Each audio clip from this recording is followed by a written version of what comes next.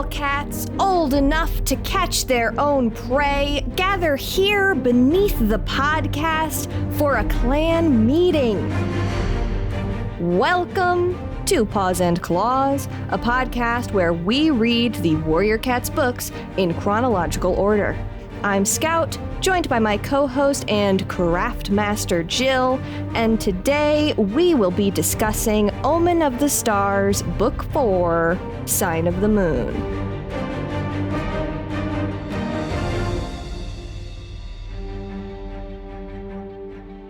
Jill, they said it couldn't be done. They tried to knock us down. They said we couldn't record this podcast. The man tried to silence us because they didn't want us talking about Sign of the Moon. They didn't want us to share the truth with you about the moon. About the truth about the moon and the sign that's on it. And the sign of the moon, yeah. The sign of it. So, dear listeners, I don't think we posted a ton about this on socials, but we took a break for the holidays and to give our lovely editor a well-deserved vacation. AJ, we love you. Thank you for all that you do. You deserved a rest. Yes. And then, oh boy.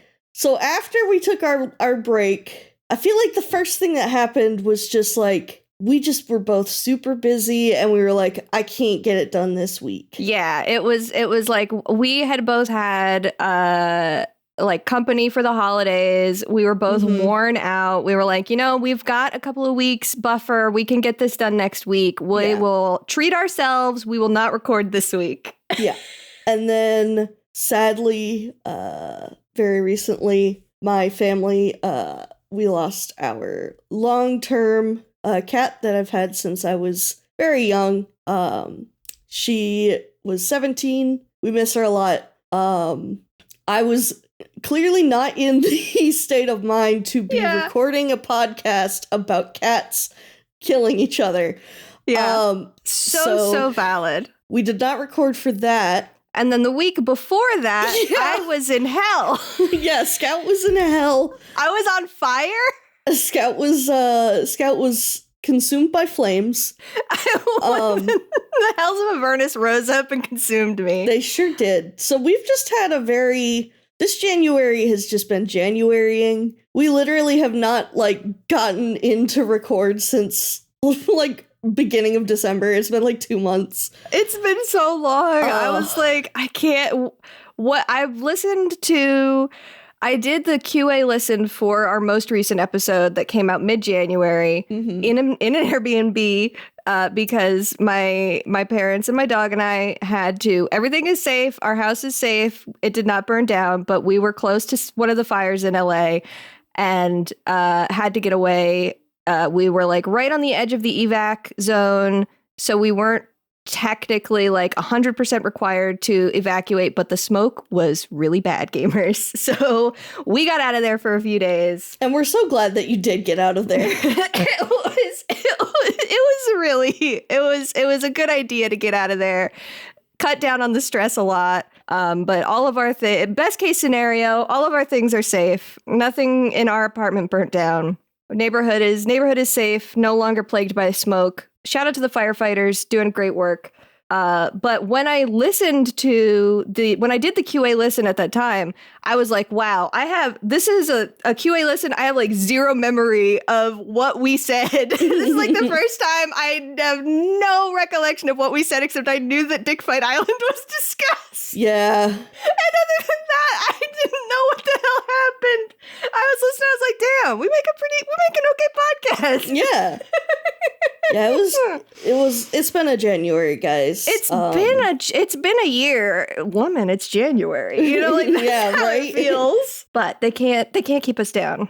This is probably the longest that I've gone from when I read the book to when we're recording for a long time, probably since Yellow Fang's Secret. Oh, damn. Which I think we had a little bit of a space where I had finished reading and then we delayed a recording. But because I read this when I didn't have any power, but I did have the Kindle. So I said, I will make this work for me. Meanwhile, I read it this morning. Well, except for the first 3 chapters. I read back in the start of January when I thought we were going to be recording. So, like, I don't remember what happened in the first 3 chapters. I was like, I remember they got their warrior names, and that was about it. I mean, I'm pretty honestly, sure that's all that happened. Yeah, honestly, as far as, like, books to forget go... Oh, trust me, the people have something to say about that for this one. But before all of that, before we get into the nitty gritty of this book, Jill, how has the prey been running?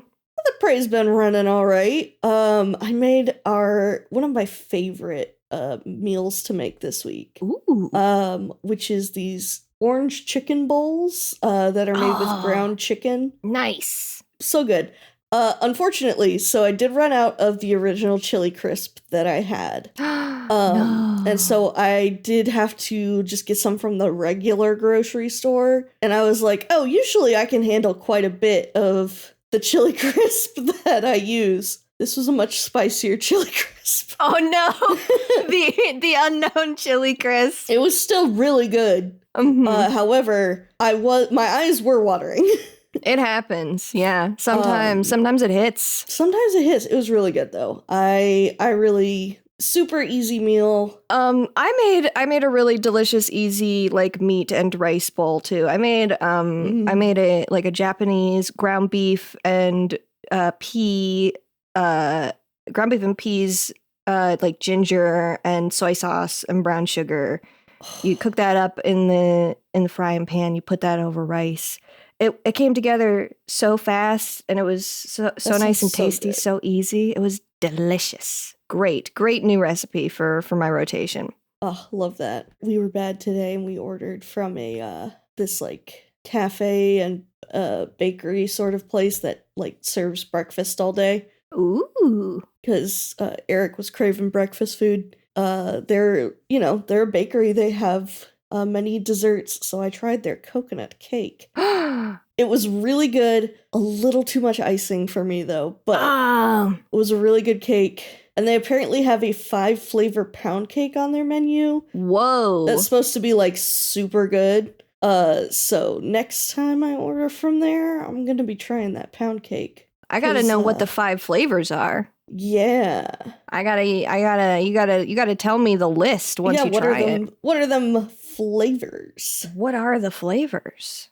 But yeah, other than that, we've been just kind of, taking January in stride. Been rewatching Madoka Magica with some friends who have never seen it before. That's got to be really fun. Oh, it's very fun, especially because Eric has joined us for this one because he's also seen it. And so we're watching, I think we were only on like episode 2 or 3 right now. But those of you who know, very early on how some things kind of pop off. And so Eric and I are watching and we're like, oh, this is when a certain thing happens. And we both look at each other as like our friends are talking about how cool everything is right now. They're like, oh my gosh, she's doing so good, like killing this monster. And Eric and I are like, They don't even know. They don't even know. I also don't. I only barely know, but I know things don't go great for those girls. No, they don't. Just in general, I know those magical girls, they're not having a magical time. Those poor lesbians, they just have a rough one. But yeah, so that's been a lot of fun. That's great. Doing that. And Eric's been rewatching Bones, which means I've been rewatching Bones. Yeah, it's just been, and then reading Warrior Cats books. Hell yeah, Looking forward to getting to the end of this arc, I will say. Yeah, this is not... This is not a very strong arc. No, it's got some really strong characters, but I was just about to say the character work is pretty strong, but the plot could use some help. I feel like they really didn't know what they were doing. I feel like they were trying to execute on an idea that they didn't really plan out ahead of time. I feel like they swung big, but they missed the ball. Yeah. Do have a couple of great covers to talk about though before we get into the summary et al. First of all, those sons of bitches in Poland did it again. That's a fucking creepy ass rock. I love it. It's a crazy portrait of Rock with like the galaxies of the world in his eyes. Jay Feather looking at him, and then this really cool framing of like on the front it's all these warm colors, and then the back cover is all cool colors, and it's like in the past. It's with Half Moon. She's looking into the pools in the cavern of whatever they call it. I've forgotten. Cave of Pointed Stones. The Cave of Pointed Stones. That's it. I forgot. Everything's very straightforward. I think about so often. I think about that time where the clan cats were like, to some of the tribe cats were like, oh yeah, we were by that rock that has a tree on top of it. And the tribe cats look at each other and they go, ah, yes, tree rock. It's like, yeah, okay. Okay, sure is. Sure is. Sure is a rock with the tree on it. But yeah, this rock, as in the cat rock, looking so fucked up and cool. Great rendition of a Sphinx cat here. That's a Bingus right there. That is a Bingus. You're so right. And then the simplified Chinese, I think this was the simplified Chinese cover. Sometimes they have like traditional Chinese and the simplified Chinese cover, and then I forget which one it was I'm looking at, but I think this is the simplified one. Very cool action shot of the cats fighting an eagle. The eagle has a small cat in its claws. It kind of looks like the artist sort of forgot that there was going to be a cat there. It was like, oh shit. I gotta put a cat in there because they're all adults They are all adults, but this looks like a child. This looks like a small cat, a kitten. That's the word for it. But I really... That is the word for a small cat. I really like the rendering on this eagle. I like the light on top of it, the sort of light coming through the wings. I like that part. So pretty good. I like the colors in the sky. Pretty good. Feels like both of these are tackling like the very different aspects of the mountains that we see, which is good. And they bring some excitement and interest to it that I don't feel like the pros really captured. Yeah. But that's what I've got for the prey running. You got anything else? I did just see this on Blue Sky. Ooh. Apparently, some Barnes & Nobles will be having an event for the second Prophecies Begin graphic novel adaptation. Nice! Much like they did for the first one. So keep an eye out on Barnes & Noble's website for that. Right now, there's only one store up, but by the time this episode comes out, there maybe could be more. And that is... Let's go. I hope one near you gets to do it so you can go have a second one. The book is coming out in mid-April of this year, so keep an eye out on Barnes & Noble's socials and website to see if there's going to be one near you. I had a blast at the last one, and clearly, hell yeah. If people go, they keep doing them. So, yeah, highly suggest. Let's go to that. Hell yeah. I'm still so happy that you won the... Me too. I use that thing all the time now. It's a great tote bag. I have to show it off. I'm like, my limited Warrior Cats tote bag. You're jealous. I know. I know you're jealous. I get it. Everybody is. It's okay. I know. We all want to be me. Oh, man. All right. Well, would you like to summarize this book for us? I would love to paint us a word picture.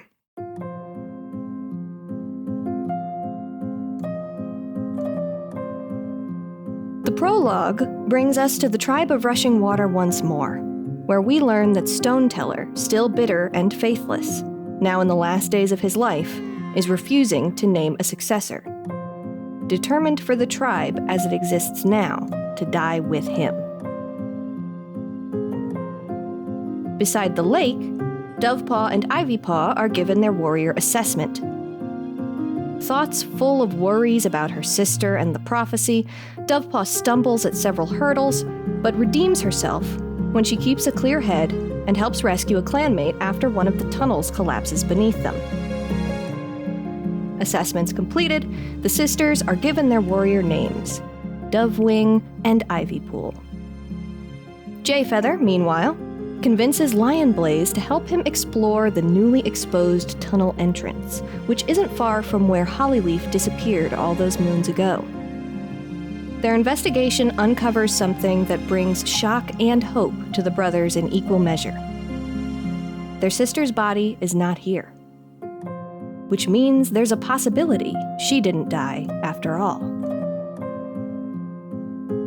That night, Jayfeather dreams of the tunnels, where he speaks with fallen leaves and rock, both of whom imply his next step lies in the mountains. In the morning, he convinces Firestar to organize a patrol. The leader insists on Lion Blaze staying lakeside for the clan's protection, but allows Dovewing to travel with Jayfeather, along with Foxleap and Squirrelflight. The patrol sets out immediately. As they leave the sheltered valley surrounding the lake, Dovewing finds her heightened senses overwhelmed by sounds and sights from far and wide, including WindClan's camp across the water, where she surreptitiously witnesses the untimely death of a young warrior named Antpelt. Antpelt, as it happens, is, or was, or still is, one of Ivy Pool's fellow Dark Forest trainees. His death in the waking world was caused by wounds inflicted in his dreams, but Ivypool meets him that night, seemingly unbothered by his lot, as his spirit now walks full-time in the place of no stars, continuing his grim study. Ivypool is horrified by this, but she doesn't have time to let her guard down. Not while the Dark Forest is recruiting, including her friend and fellow ThunderClan cat, Blossomfall. In the light of day, Ivypool tries to question Blossomfall about why she's joined the Dark Forest. But in a bid to find them a more private place to talk, the two end up lost in the tunnels. They fear the worst, but are aided in the end by an unseen cat who guides them to safety. If you've been paying close attention, you might realize the identity of this cat where Ivypool does not. That's right, folks, Hollyleaf is inching her way back into the narrative!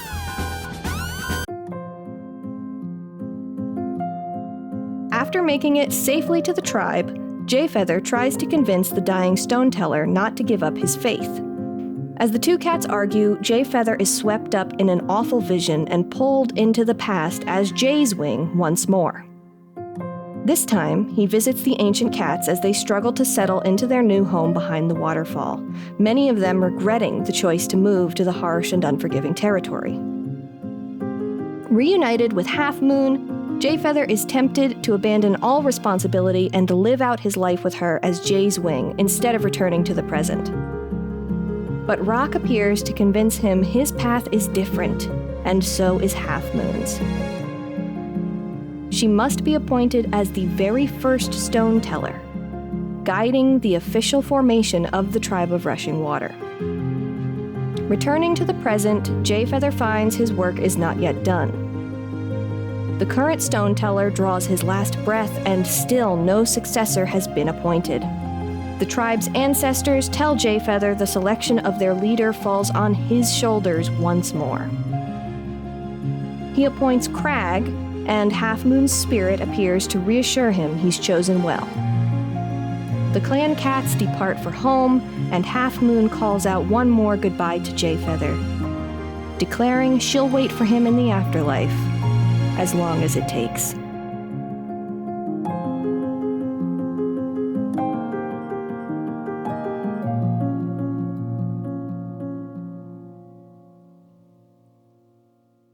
And that's the book, pretty much. Yeah, it's pretty much.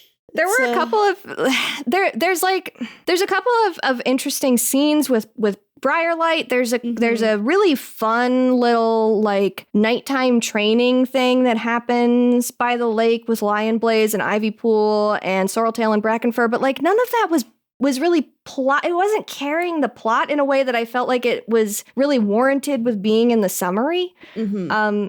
This book is another one that's a lot of vignettes, I feel, and doesn't really carry like a strong, cohesive narrative. Yeah, it really, so this is spoilers for Sharing Tongues, but a lot of folks refer to this as a filler, and it kind of feels definitely a lot like that. Because personally, so like I am simply, every time we go back to the tribe, I am more and more upset with the Erins on like how they handle it. It gets worse every time. It's really, like, here's the thing. they're acting like if Jayfeather doesn't come and make sure that the tribe stays there and like stays in the mountains, that like everything is gonna crumble and fall apart and like they're completely doomed. But like there's been no other evidence showing that is really important. Like there's no reason for me to believe that Jayfeather making sure that the tribe stays is important, other than dead cats telling him it's important that you go here and make sure the tribe doesn't leave. Yeah. It really drives me crazy. It drives me crazy because the tribe already has, like, we've talked in the past about fraught, like, sort of native stereotypes that can be found in the tribe. That stuff I feel like it becomes less and less relevant, but also more and more egregious the messier the actual history of the tribe becomes. I agree. Because then you have, like, we had, the stereotypes, I think, become lessened a little bit, but are still here. Like, you can still sort of feel that there is this othering of the tribe that happens. I'm just glad we didn't get any accent remarks in this one. I'm glad that after like the first, maybe second time they appeared, that whole thing kind of disappeared. That always, the concept of an accent is not bad. But every time they bring it up, it's like this strange and unusual accent. Then it becomes problematic. Then it becomes kind of problematic, guys. You kind of gotta lay up the horn a little bit. Yeah. But now everything is all mixed up because it's not the tribe and the clan aren't really separated in the same way that they have been, like, in the past. They're basically saying that they come from the same cats, which we kind of knew we did know because of the history that we saw in Dawn of the Clans. And like earlier in the series with Jayfeather going. Yes, stuff with Jayfeather. But it just feels really bad that Jayfeather is like the guy that sweeps in, even if it's not. You can't call it a white savior narrative because it's not really, because he was there. Yeah, like, so I think that's what's like, it's so weird to discuss because it's not like he was Jay's wing and Jay's wing was part of the tribe before Jayfeather became Jay's wing. So like I don't know. It's so weird. It's so, and it's just made messier by like how vague the time magic is, which can be a benefit. It can be a benefit when this stuff isn't explained, but also it can make like, it gets to this point where it's like, I don't even know how to articulate why this feels so like bad to read to me. But it does. And I can't identify exactly what is happening that's making it that way, because like text on the page, it should be making it feel less bad, but it just keeps making it feel worse. Right. Yeah. And I still don't really understand why current Stoneteller is so upset.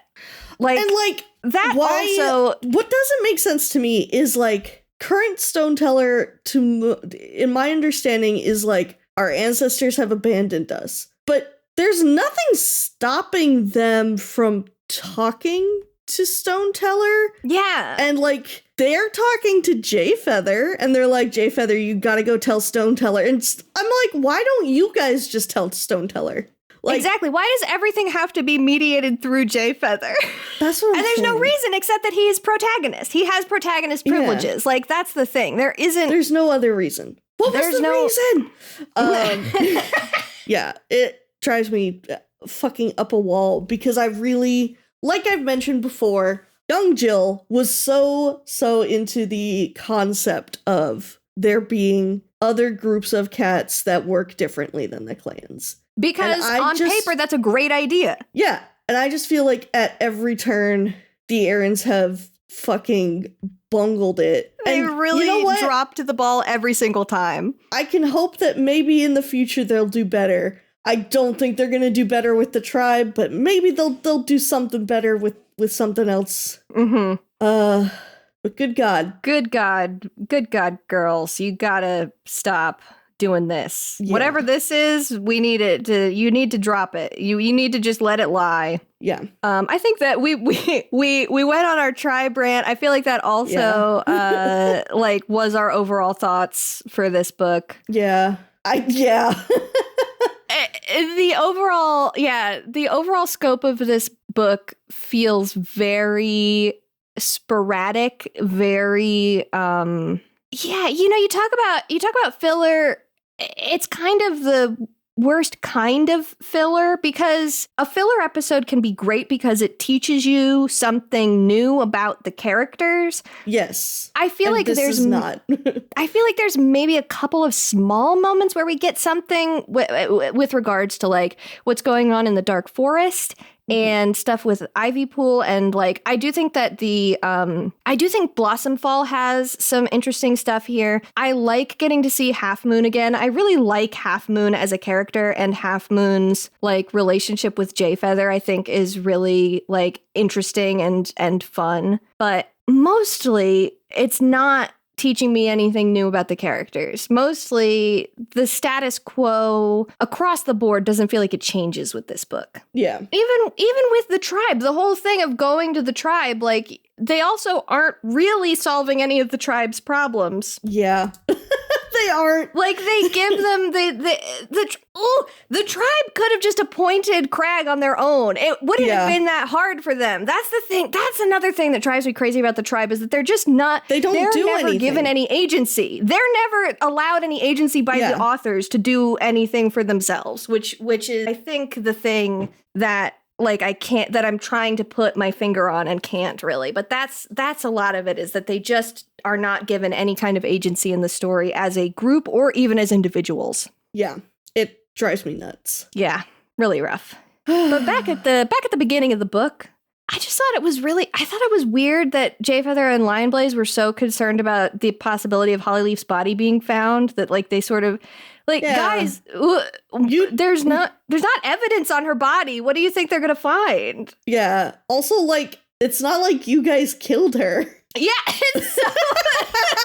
It really does feel like they're worried that somebody's going to. What do you think they're going to do? Yeah. The rocks killed her body. If anybody killed her, the rocks did. She's not dead, but if she was dead, it was the rocks' fault. Yeah, and like, you told them that.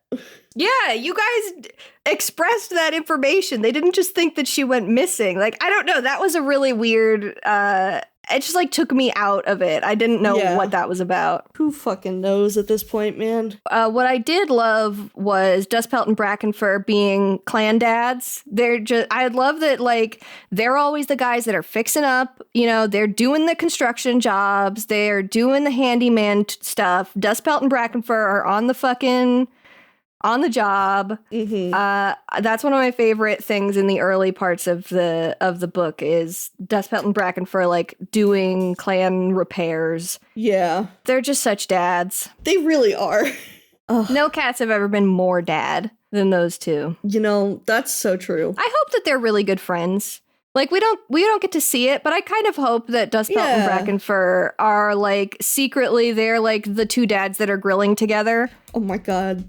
Like Girl that's dad, the energy I want them to have. Wow. Or like playing checkers, like you go to the like the 4th of July party and the dads are, grilling burgers and drinking a beer. That's what I want for Dustpelt and Brackenfur. I love that. Yeah, I think they should be besties. Mm-hmm. I hope that they're besties. I hope that their wives are also besties. I just think in a situation where they were human characters, I would want them to be like they live next to their houses are next to each other. Their families are really close. What's that thing that Sean and Gus say in Psych that I always reference is like, we're going to have a pool that spans across both of our backyards. Yeah.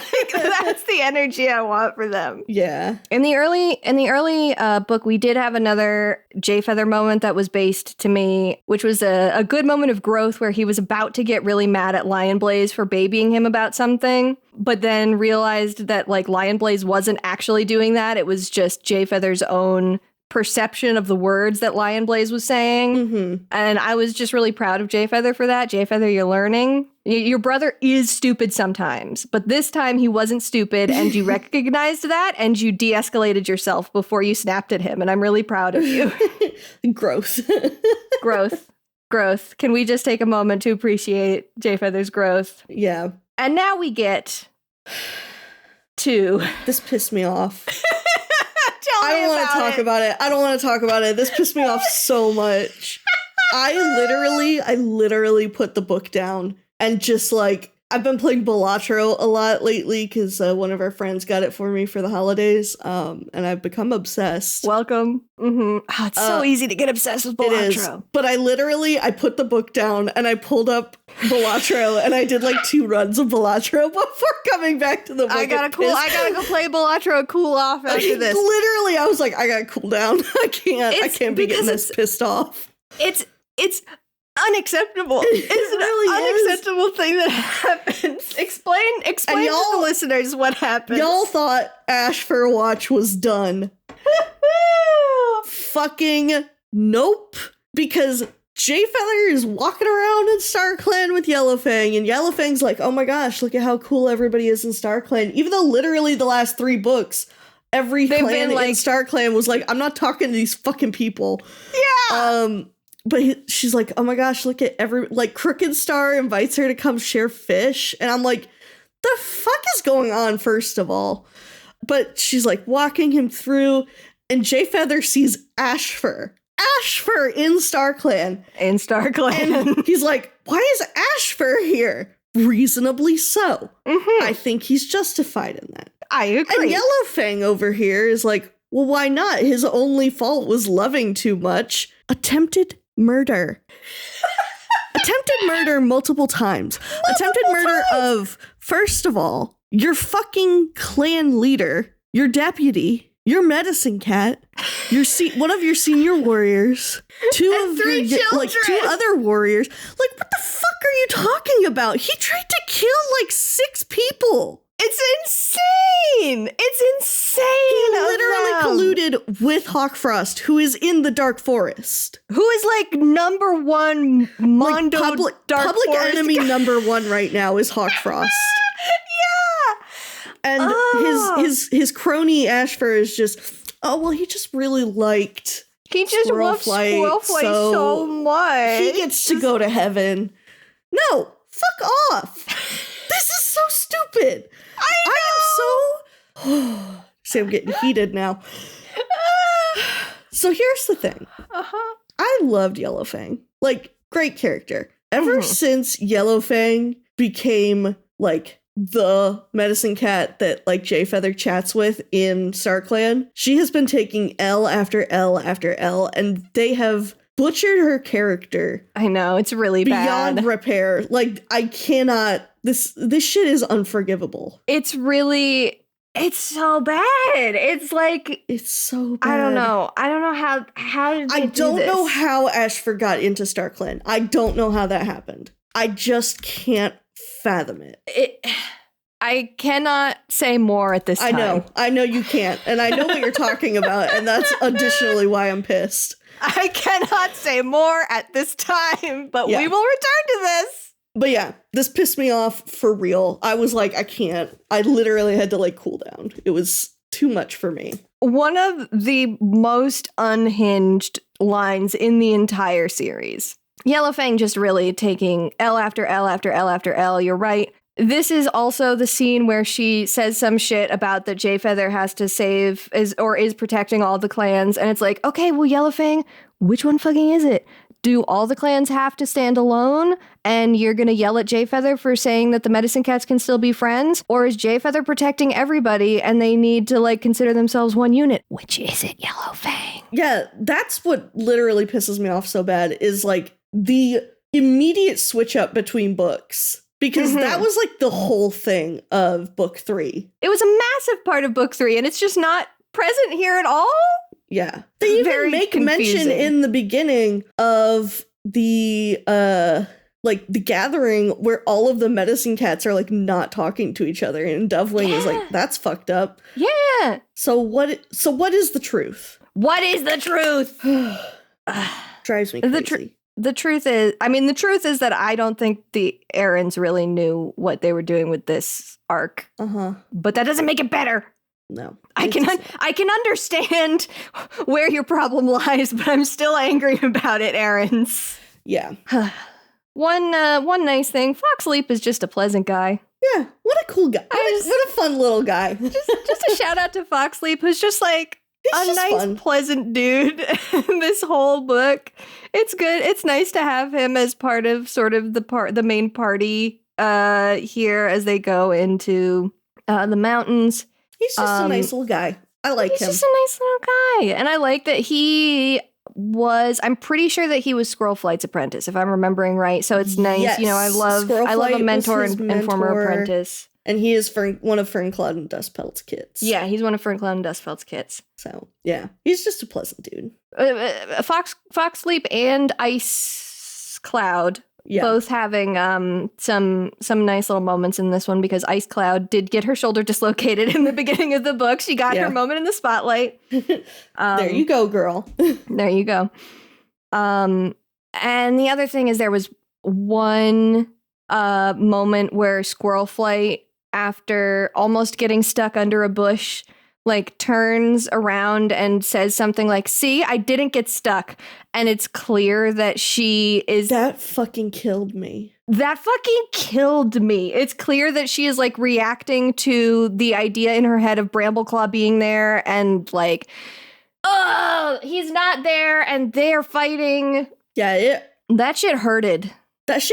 Because literally I read that and I was like, oh, she misses him so much. And oh God, I feel so bad for poor Squirrel Flight. I know, she's really going through it. She really does not deserve all of the shit that is happening to her right now. She does not. And her kids still are acting mean to her. Yeah, there's not as much like open vitriol, hostility, yeah. But like, yeah, it's still really rough. It's Squirrel Flight, I'm sorry. Yeah. I think it'll get better. It'll get better again soon, babe. But poof. I think we still have a little bit of, I don't know what happens in Bramblestar's Storm. We'll see. We'll see how that goes. Yeah, who knows?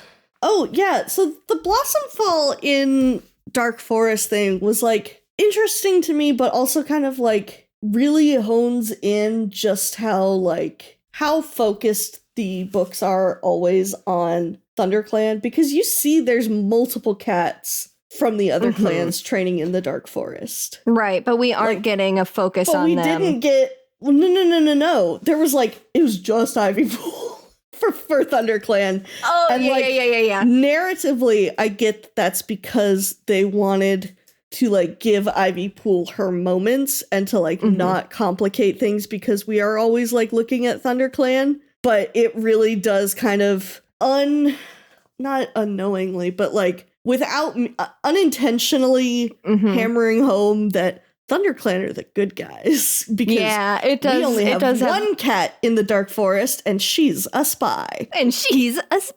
So yeah, it really is I really kind of wish that they had other pick a fucking, I don't know, Thornclaw or somebody who doesn't show up much, and let Ivy Pool doesn't really have any reason to interact much with. Yeah. And maybe we'll get that. Maybe we'll get that. We still got a couple of books in this arc, so maybe that'll show up. But it is notable that it takes a long time for them to even start mentioning other ThunderClan cats. That we are halfway through this arc, and they are just now starting to mention other ThunderClan cats, sort of being recruited. Yeah. So that was a little rough, narrative wise for me. Though I will again shout out that I think the concept of Blossom Fall ending up training in the Dark Forest specifically because she is harboring this really complicated, messy jealousy of her sister Briarlight, because Millie is so focused on Briarlight, who is disabled now, that she is then just completely disregarding her other two children. Yeah. All of that feels so... There is a realness to all of that. I think the thing... Oh, for sure. The thing that hits so good for me about all of the Briarlight stuff and like all of the family stuff that surrounds that is that it makes me go ooh in my chest because it really does feel very human, and like a for sure. really solid representation of that stuff. And I think it's really interesting to use that as like, this is an example of how people can get pulled down, paths by like manipulative third parties because they are being, given by a worse third party something that they are lacking in their life. And I think that stuff is really interesting. Yeah. So I do want to shout out that part of the Blossom Fall story, but I do also agree that Blossom Fall being like the only other ThunderClan cat is like, okay. Yeah, it's notable. It is notable. It is notable because the ranks are swelling, I will say. Pretty much every time we go into the Dark Forest with Ivy Pool, she's like, oh shit, there's more cats here. Which is concerning. So it's not great. Something that is great is Sorreltail and Brackenfur. Yeah. We had the one. This was not like a fun book to read, I would say, generally, but did have one of the most fun scenes, I think, like to date, which was this sort of night stalking, training, capture the flag ass thing that the ThunderClan cats were doing, where Brackenfur had one team and Sorreltail had another, and they were working on strategizing how to like essentially take territory in a fake like fucking Fortnite game. Like, yeah. They were doing like PvP four party like shooter. We're gonna take this zone and we have to hold this zone and we're gonna sneak up on that. And like they get stuck in the brambles. All of that was just so delightful to me. Yeah. I really wanted to shout that out. Not necessarily plot relevant, except to be a way for Lion Blaze to be like, uh-oh, what if other ThunderClan cats are in the Dark Forest? Like, we know, buddy. Lion Blaze. Cinderheart does not deserve, he does not deserve Cinderheart. She deserves better. She deserves so much better than him. Oh, Lord help me. He's so stupid. He's so stupid. He inherited the orange gene. He really did. I was so glad to like see more of Cinderheart and Lion Blaze interacting and like actually talking about their feelings a little bit. Mm-hmm. Like, we did get that, and that was really fucking good. God, we're not going down the miscommunication trope path for this. Yes. Like, I will give them that, is they actually did like start to talk about their feelings. Mm-hmm. And I was like, thank God. I would not be able to stand it if it was like them not talking to each other forever and then all of a sudden there's like this big dramatic like love confession. If it kind of went the like Squirrelflight and Bramble Claw way, we got a little bit of them talking to each other, but there was definitely when they were fighting and then they made up, it was a little bit like, okay, we could have done this cleaner. Yeah. I like to see the mature sort of discussion of feelings. I really appreciated that. Really good little moment of Cinderheart like looking at a dead bird and being like, did this bird have children? I was like, girl, we can't do this. Fucked up. We cannot do this right now. You've got to feed your clan. We cannot be having ethical qualms over hunting prey right now. Yeah. I love her though. She's a queen. I don't really have anything else. I think I will say I think Jay Feather and Half Moon are cute. I like them. Cute. I just think they're cute. I wish we had more of them in order to like actually flesh out a relationship. But like, yeah. I just think she is very cute with how much she likes him and how much every single time he like does anything, she is just so delighted and like she's like, oh, this really is my silly boyfriend. It's really he talks about the stars and shit sometimes. He's a little crazy, but I love him. It feels very much, I think the thing that makes it so heartwarming to me, it's similar to why I think his friendship with Briarlight works really well, but like to an even higher extent, which is Jay Feather so often feels separate from like all the other cats, whether it's a self-imposed separation or a narrative separation. And he really feels like Half Moon treats him very much like an equal. Yeah. And I think that's the thing that endears them to me so much. 100%. But that's all I got. Should I take us to the Erin Corner? Yeah, take us on down. We got just a quick little dip into the Erin Corner this week. One is that Fox Leap was the one that was originally meant to be carried off by the eagle, which I think is so mean. But there was an editor at HarperCollins, somebody named Erica Sussman. Sussman, really funny last name in the year 2025. Sorry, Erica. But she convinced Vicky otherwise, so shout out to her. I like Fox Leap. I would rather he not be carried off by an eagle. Yeah. So I'm glad that he's still here, though I do feel bad for that tribe cat that got carried off instead. Yeah. Rest in peace, Swoop. Vicky, rest in peace, Swoop. Vicky really said somebody must be sacrificed to the eagles in this book. I will not stand. we cannot go a book without a single cat dying. We have to have at least 2 of them. We can't go to the mountains without a cat being swept away by an eagle. Literally. It's my favorite thing to do in the mountains. How else will I remind everyone how horrible it is up there? How else will people remember that the mountains are bad?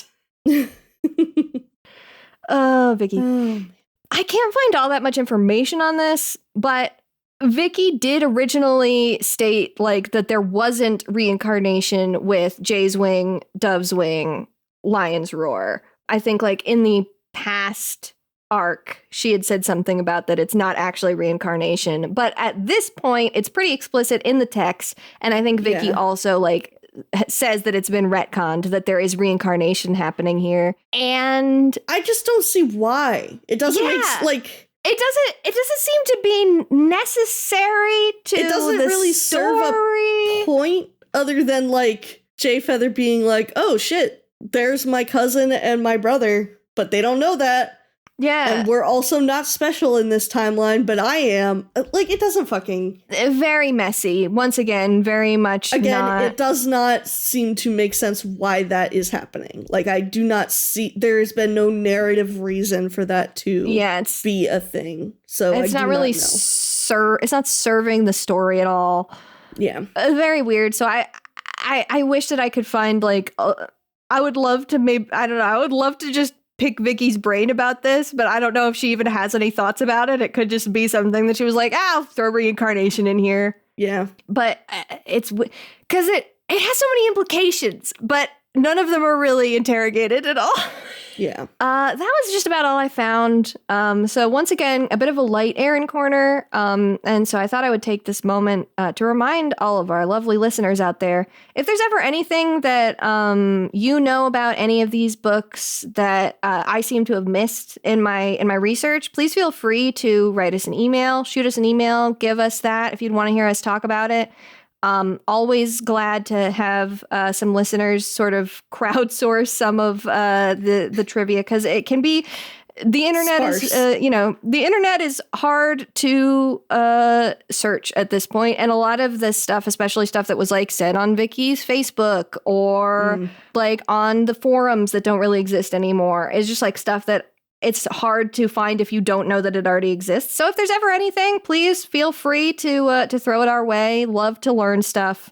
Love to find a little trivia. Yeah. Speaking of the internet becoming inhospitable. Yeah. Let's go to sharing tongues. There's fucking nothing out there anymore, guys. I'm just sick and tired. No, I'm just I feel like every time we record, there is a new avenue for me to no longer find fandom information.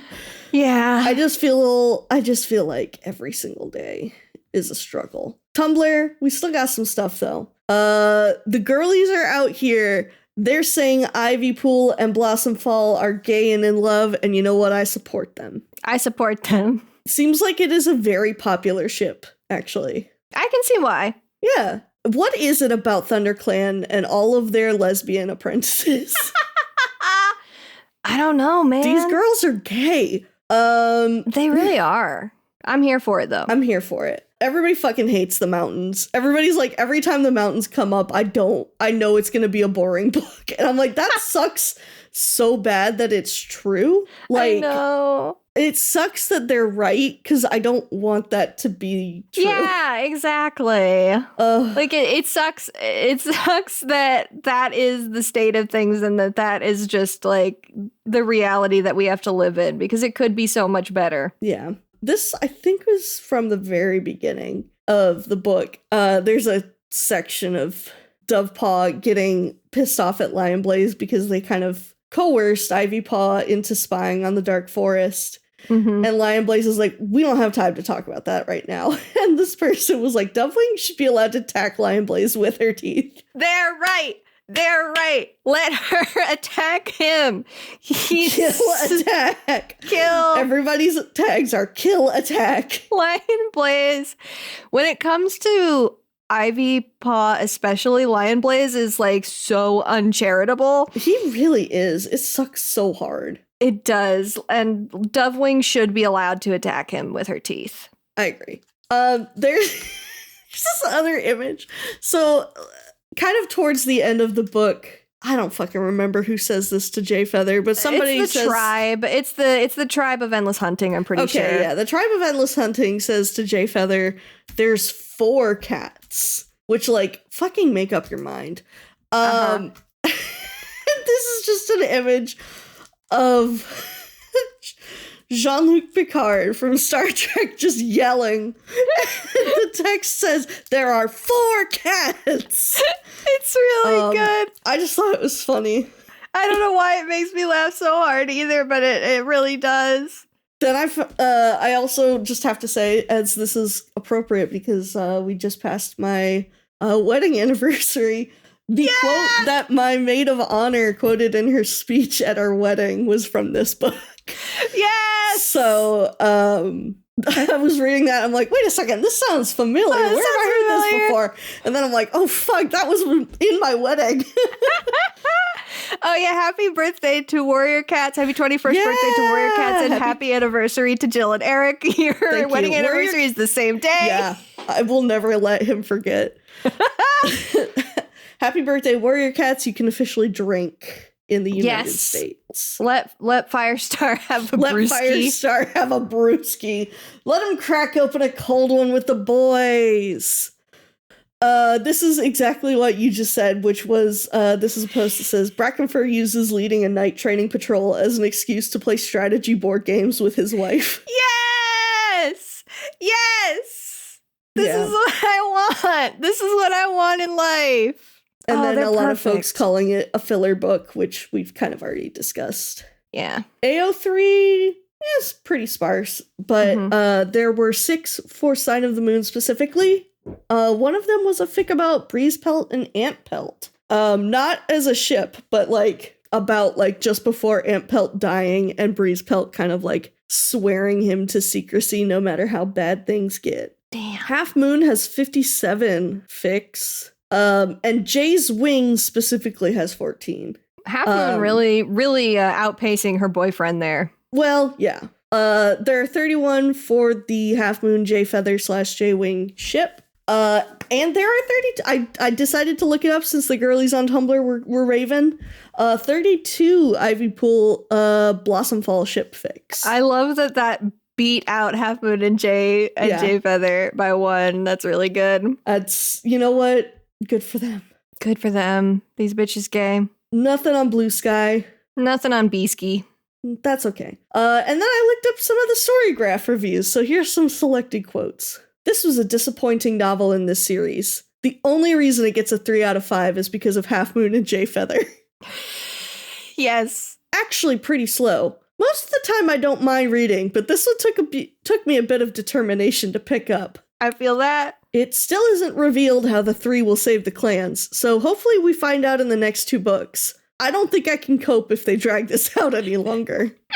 Some random cat who no one knows about is bringing herbs to the camp, parentheses, yarrow, end parentheses, bracket, this may not seem important, end bracket, it is, end bracket. Really good. Really good. I can't believe the whole mission was about Jay Feather remembering his past life's girlfriend. It's true. This one sums it up for me. This filled me with the same rage that Long Shadows did. really sucks to suck when I find the tribe so interesting, but the Erins fuck it up any book that they're in. It's true. Why are they doing this? And then the last one I just tossed in. Foxleap is a new fave who must be protected at all costs. These are great. I love these Storygraph reviews. Yeah, no, I'm loving the Storygraph reviews. They're so much fun. What a delight. I've also been trying to leave my own Storygraph review for every book we read. I have to go do this one. I haven't done it, but oh, you guys can follow us on Storygraph if you want. Yeah, come follow us on Storygraph. I believe mine is plot-twists, as I pretty much am everywhere. Yeah, I'm Scoutissimo over there. Wait, am I hyphen or underscore? Underscore.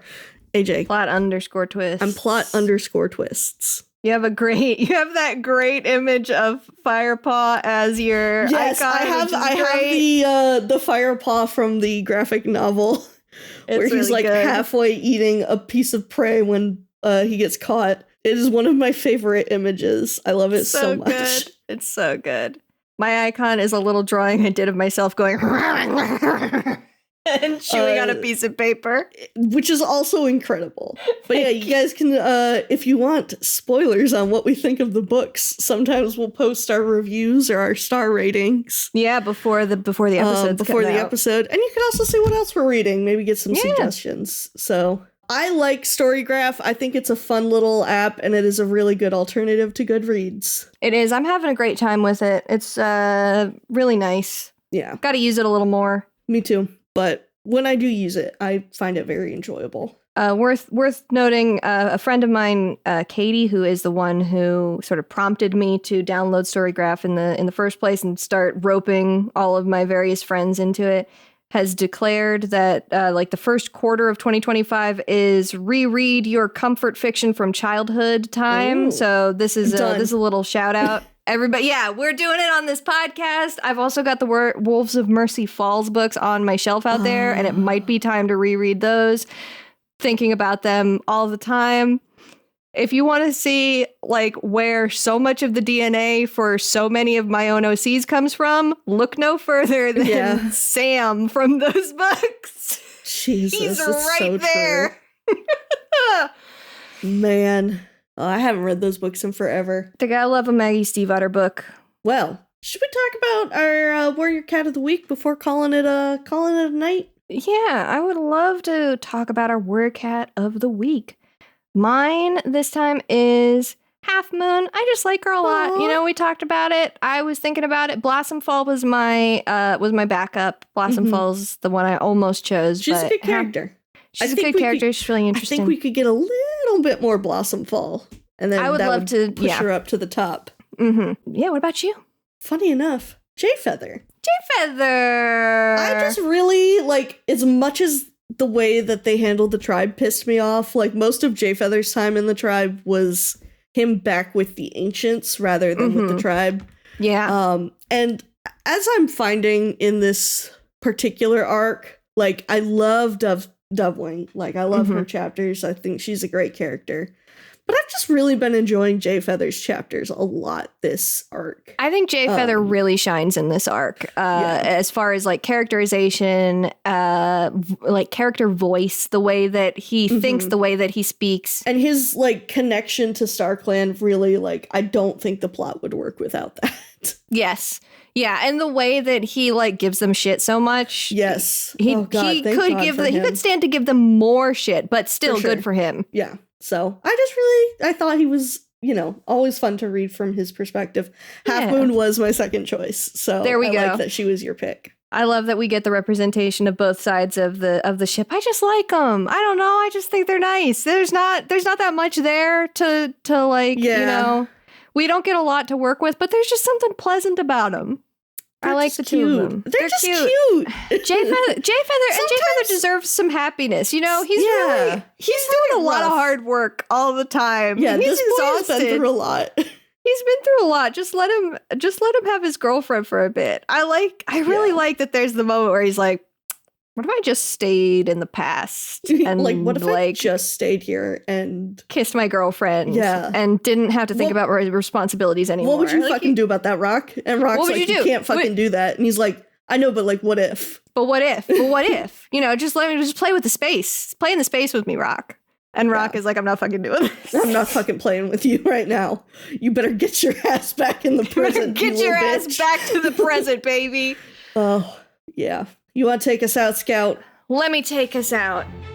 Listeners, if you have thoughts, opinions, questions, or memes to share with us, you can write to us at pawsandclawspod@gmail.com. That's paws as in what a cat has, claws as in the part of speech, pod as in podcast.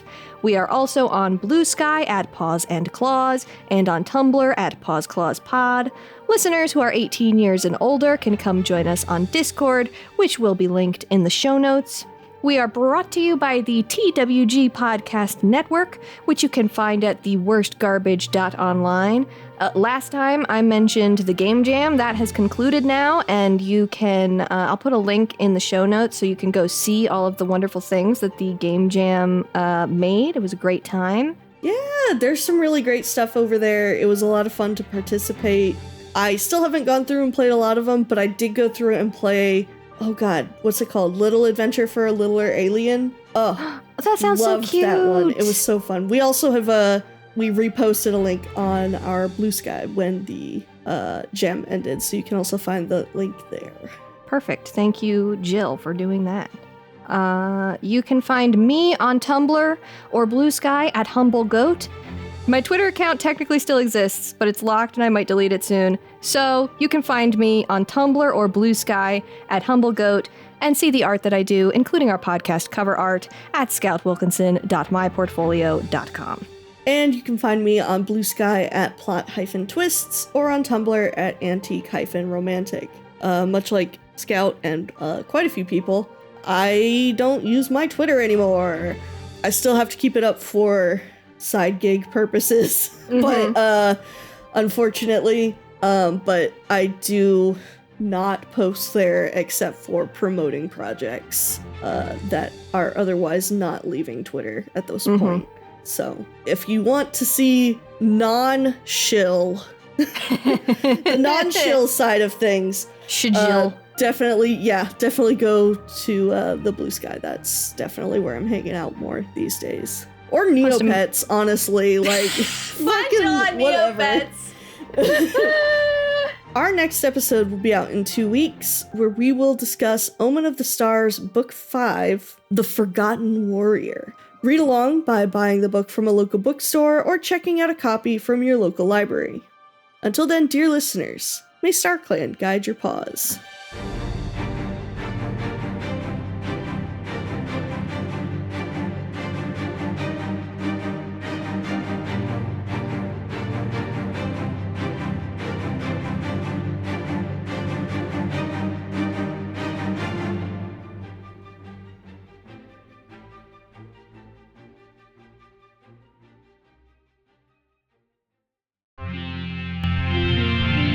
TWG, the worst garbage, online.